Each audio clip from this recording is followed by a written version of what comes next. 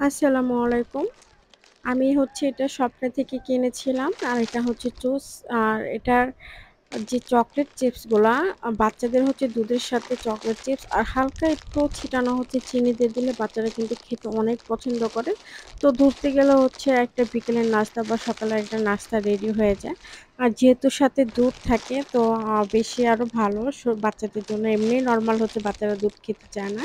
তো যেদিন হচ্ছে আমি বাচ্চাকে ছোটবেলায় এটা দিতাম। তো এখনো আ মাঝখানে আবার অফ হয়ে গেছে। ও খেতে, খেতে একদম ত্যাক্ত তখন তো শুধু মানে শুধু চিপসই খেত, দুধ খেত না।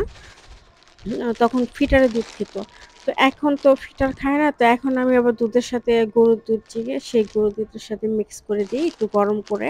হালকা গরম থাকে আর হালকা চিনি দিয়ে দিই।